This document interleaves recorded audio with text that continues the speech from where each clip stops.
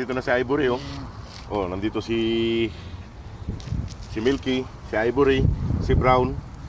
At tignan natin sila doon kung nandun si Mamadug o tsaka si Sleepy. Saan kayo galing, ha?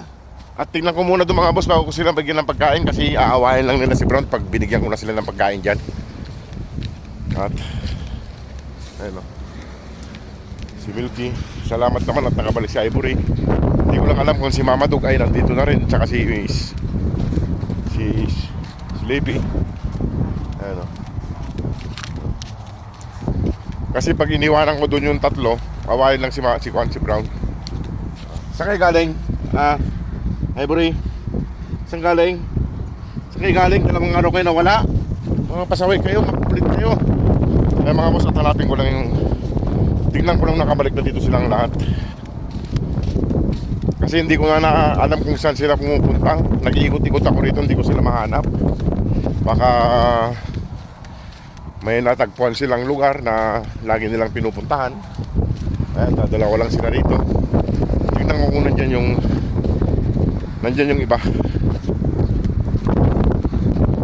Ayan, makalikabok mga boss, magsasandstorm. Kaya kailangan mapakain na natin sila bago pa sunstorm na malakas. Kahit si Mamadug at si Sleepy wala pa rin dito. Wala pa rin yung dalawa mga boss, si Sleepy at si Mamadug. Dalawa lang sila. Pa isa-isa yung bumabalik. Mga pasaway. Pa isa-isa yung bumabalik mga boss to. Dalawa pa lang, oh. Pati sigla. Wala nang mga kuto. Tingnan ko lang doon sa kabila kung nandun yung dalawa o wala. Kaya no. Oh, dalawa lang sila. Kahapon si Milky ang bumalik. Ngayon kung si Ivory naman, pa isa-isa lang yung bumabalik. Ayan, oh. Ayan mga boss, oh. Pa isa-isa lang bumabalik. Si Ivory, si Mamadug at saka si Sleepy wala pa. Pa isa-isa lang sila. Kada araw isa lang bumabalik. Ewan ko yung dalawa. Laging magkasama si Sleepy tsaka si Mamadug, eh. Ayan, oh. Naglublob na naman siya. Ayan, malilinis yung tainga, oh. Wala na, oh. Malilinis. Malilinis. Ayan.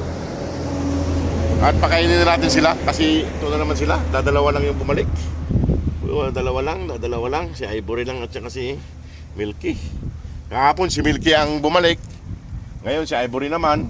Ewan ko lang bukas kung makabalik yung dalawa. Mga boss, sana matulungan pa natin sila para sa pagpapauwi natin ng Pilipinas. O sige po mga boss, at pakainin ko na sila. Salamat po sa inyo lahat. God bless po.